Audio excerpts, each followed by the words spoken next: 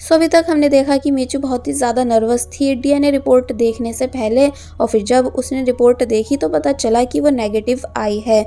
यानी कि न्यानबाई और टैंग दोनों सेम पर्सन नहीं हैं, बल्कि अलग अलग हैं। जिस बात को जानकर मीचू का दिल टूट गया, क्योंकि उसे लगा था कि न्यानबाई ही टैंग होगा। इसलिए उदास होकर रात में काफ़ी ज़्यादा ड्रिंक करने लग जाती है और बस टैंग को ही मिस करती जा रही थी कि मुझे लगा था कि जैसे मैंने तुम्हें फिर से पा लिया है, लेकिन तुम वो नहीं थे जिसे मैं अपना समझ रही थी। मीचू को जो मीट खाना होता है वो खत्म हो चुका था, जबकि उसके पीछे बैठा हुआ पर्सन उसी मीट को खा रहा था। इसलिए वो तभी उस पर्सन के पास आई एंड मीट को खाने लगती है, जिस वजह से दोनों के बीच किस हो गई। एंड वो पर्सन भी और कोई नहीं बल्कि न्यानबाई ही होता है, जो कि अपने मिशन की वजह से मीचू पर नजर रख रहा था। और फिर तभी ये सीन यहीं पर कट हो गया। अब हमें दिखाया जाता है कि मीचू जब ड्रंक होकर जा रही होती है तो तब दो आदमी बोले कि लड़की तो अच्छी लग रही है, क्यों ना इसे हम अपने साथ ले जाएं। लेकिन तभी न्यानबाई हीरो की तरह यहाँ आता है, जो कि पहले ड्रंक मीचू को हेडफोन पहनाता है ताकि वो कुछ भी सुन नहीं सके, और फिर तभी उन लोगों को बुरी तरह मारने लगा, जबकि मीचू को कुछ पता ही नहीं है कि उसके पीछे क्या हो रहा है, क्योंकि वो अपना आराम से म्यूजिक सुनकर झूम रही थी। अब नेक्स्ट सीन में हम देखते हैं कि न्यानबाई बाथ लेने के बाद जब वाटर पी रहा था कि तभी यहाँ मिस रोज आई एंड न्यानबाई को देखकर रुक जाती है, यानी कि न्यानबाई से अट्रैक्ट होने लगी हैं। एक्चुअली वो न्यानबाई से 1-2 साल ही बड़ी हैं। फिर जब न्यानबाई मिस रोज से आने का रीजन पूछता है तो तब वो काम की बात करने लगी कि अब इन दोनों का नेक्स्ट स्टेप क्या होने वाला है हुआ ग्रुप को बर्बाद करने के लिए। और फिर तभी न्यानबाई से ये बोलकर उसका ग्लास ले जाती है कि लाओ इसे मैं रख दूंगी, लेकिन ग्लास पर जहाँ न्यानबाई के लिप्स लगे हुए होते हैं वो वहीं पर किस करने लग जाती हैं। इसका मतलब कि मिस रोज अपने कजन न्यानबाई को पसंद करने लगी हैं।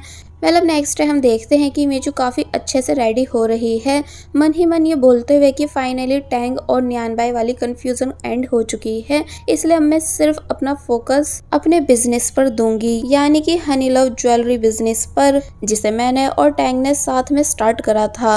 और अब क्योंकि टैंग नहीं है तो हनी लव की अकेली ऑनर मैं हूँ, जिसे मैं वापस से कामयाब करके दिखाऊंगी। और फिर जाते हुए कहने लगी कि टैंग भले ही आज तो मेरे साथ नहीं हो, लेकिन मेरे दिल में हमेशा रहोगे। न्यानबाई बाहर खड़ा होता है, जो कि जब मीचू को आते हुए देखता है तो वो उसे देखता ही रह गया, मन ही मन ये बोलते हुए कि कोई लड़की इतने अच्छे से ड्रेसअप कैसे हो सकती है, यानी कि वाकई काफी ज्यादा ब्यूटीफुल दिख रही है।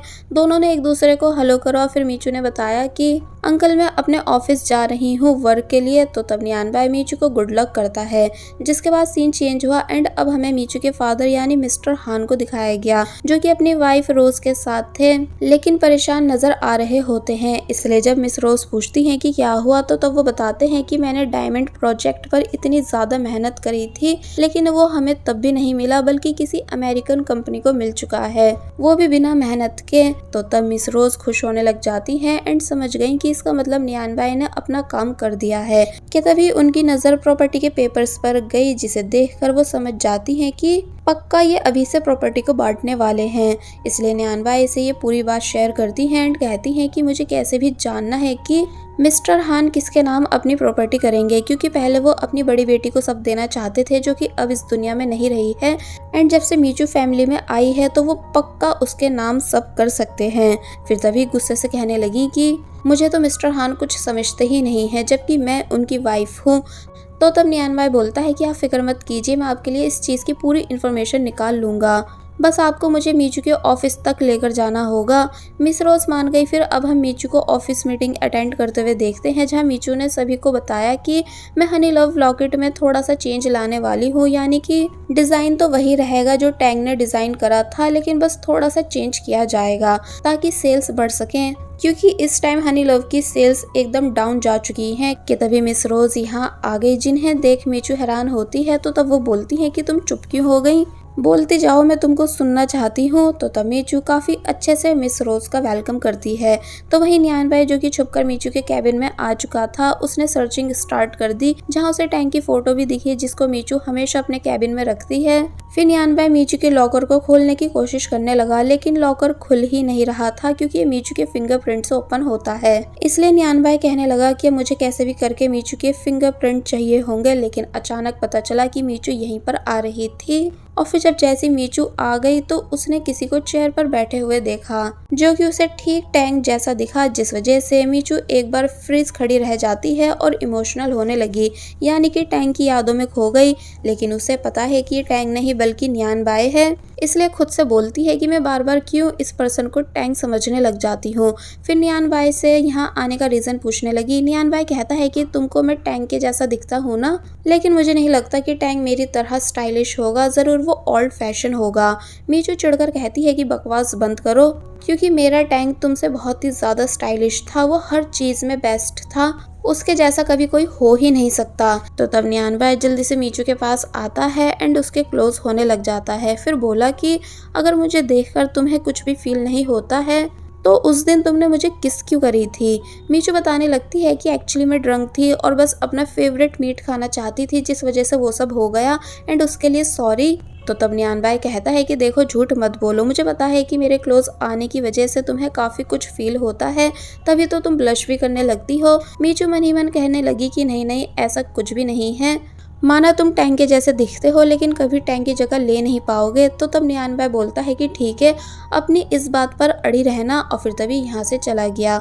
तो तब उसके जाने के बाद मीचू ने रियलाइज करा कि वैसे हाँ ये बात सच है कि नियान बाय के क्लोज आते ही मुझे पता नहीं क्या हो जाता है, यानी कि मैं सच में ब्लश करने लगती हूँ। तो वहीं नियान बाय जो कि मकसद से मीचू के क्लोज आया था, उसने चालाकी से मीचू के फिंगरप्रिंट ले लिए थे, इसलिए वो खुश होकर यहाँ से चला गया। और फिर तभी ये सीन कट हो जाता है, जिसके बाद अब हम रात का सीन देखते हैं कि कैसे नियान बाय रात में मीचू के कैबिन में आकर प्रॉपर्टी की फाइल्स देख लेता है। और फिर अब नेक्स्ट डे मिस रोज से मिलकर बताने लगा कि तुम्हारा शक सही था, यानी मिस्टर हान अपनी सारी प्रॉपर्टी अपनी बेटी मीचू के नाम करने वाले हैं। तो ये सुनकर वो काफी ज्यादा गुस्सा करने लगी कि ये बुढ़ा जिसकी मैंने दिन रात देख रेख करी, हमेशा इसका ख्याल रखा और ये मेरे नाम कुछ भी नहीं कर रहा है, इसलिए मन ही मन ठान लेती है कि इसको तो मैं सबक सिखा के ही रहूंगी। बाय द वे वो फिलहाल टैंक से कहीं और रहने का बोलती हैं, यानी कि बताती हैं कि मैंने तुम्हारे लिए एक अपार्टमेंट रेंट पर लिया है, इतने तुम वहाँ रहो, क्योंकि तुम्हारा मिस्टर हान के घर में ज्यादा रहना ठीक नहीं। तो तब इस बात के लिए नियान बाय मान जाता है। वेल सीन कट होता है और अब हम मिस रोज को हॉस्पिटल में देखते हैं। एक्चुअली मिस्टर हान को हार्ट अटैक आया है, जो सब ऑब्वियसली मिस रोज ने करा है, उन्हें उल्टी सीधी चीजें खिलाकर। फिर जब मीचू यहाँ आई तो वो उसके सामने इनोसेंट बनने की एक्टिंग करने लगी कि पता नहीं तुम्हारे फादर को क्या हो गया, मैं बात लेने गई हुई थी एंड मुझे पता भी नहीं चला कि वो बेहोश हो चुके हैं, और फिर तभी चक्कर आने की एक्टिंग करने लग जाती हैं। तो तब मीचू बोलती है कि कोई बात नहीं, आप घर पर जाकर रेस्ट करो, मैं यहाँ रुककर डैड का ध्यान रखूंगी। तो तब मिस रोज इविल स्माइल देते हुए यहाँ से आराम से चली जाती हैं।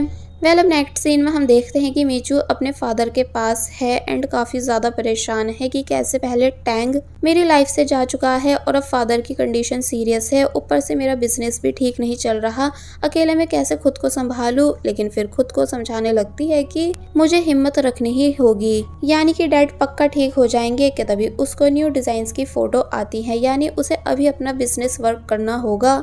तो तब वो वहीं पर अपना वर्क करने लगी। नेक्स्ट सीन में हमें नियान बाय को दिखाया गया, जो कि जब अपने अपार्टमेंट में आया तो तब यहाँ मिस रोज को देखकर शॉक रह जाता है, इसलिए पूछने लगा कि आप भला अंदर कैसे आई, क्या आपको यहाँ का पासवर्ड पता है। मिस रोज बोली कि मैं बस तुम्हें सरप्राइज देना चाह रही थी। बाय द वे मेरे पास एक गुड न्यूज है कि हुआ ग्रुप बहुत जल्द हमारा होने वाला है, क्योंकि मैंने मिस्टर हान को उल्टी सीधी चीजें खिलाकर हॉस्पिटल में एडमिट करवा दिया है एंड उनकी कंडीशन सीरियस है, तुम देख लेना वो पक्का मर जाएंगे। नियान बाय शॉक रह गया कि आपने ऐसा कैसे कर दिया एंड अब आप यहाँ क्या कर रही हो, यानी आपको हॉस्पिटल में होना चाहिए अपने हस्बैंड के पास, वरना सभी आप पर शक करने लगेंगे। तो तब वो बोलेंगे कि चिल, कोई भी शक नहीं करेगा, क्योंकि अभी तुमने मेरी एक्टिंग स्किल्स नहीं देखी हैं कि मैं कैसे सभी के सामने बेचारी बनने की एक्टिंग कर लेती हूँ। इनफैक्ट मीचू ने ही खुद मुझे घर पर आराम करने के लिए बोला है। तो तब नियान बाय हैरानी से मिस रोज को देखने लग जाता है कि ये वाकई काफी ज्यादा तेज है, लेकिन अब उसको मीचू की फिक्र होने लगी कि वो बेचारी अकेले कितनी ज्यादा परेशान होगी। इसलिए जब हॉस्पिटल आया मीचू को देखने तो यहाँ वो देखता है कि मीचू अपना कंपनी वर्क करते करते बेंच पर ही सो चुकी है।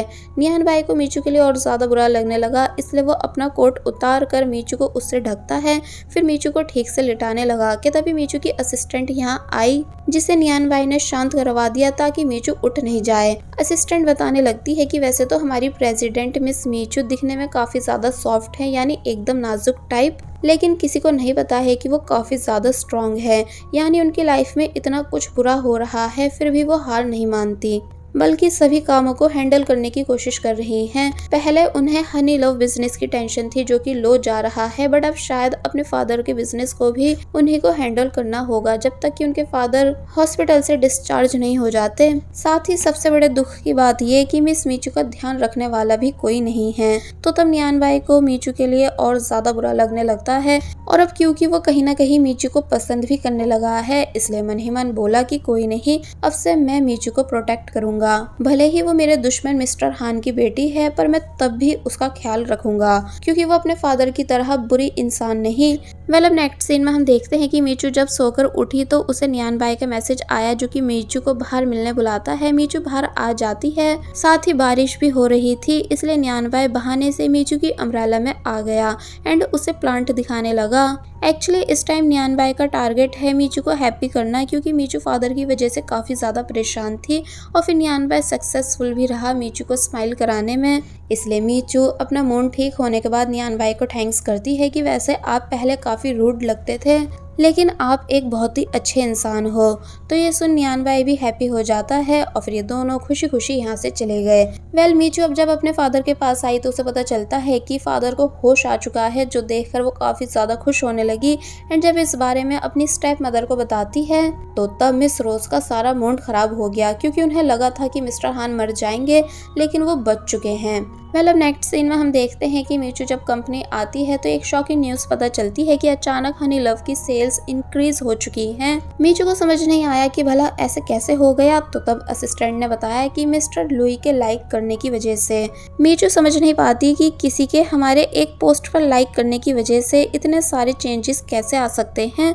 तो तब असिस्टेंट बताती है कि मिस्टर लुई कोई नॉर्मल पर्सन नहीं है, बल्कि उनका अकाउंट सोशल मीडिया पर काफी ज्यादा फेमस है। मीचू कहती है कि हमें इनके साथ कोलैबोरेशन करना चाहिए ताकि हनी लव और ज़्यादा फेमस हो सके, बट असिस्टेंट ने बताया कि ये किसी के भी साथ कमर्शियल डील्स नहीं करते हैं, साथ ही ना ही आज तक इन्हें किसी ने देखा है।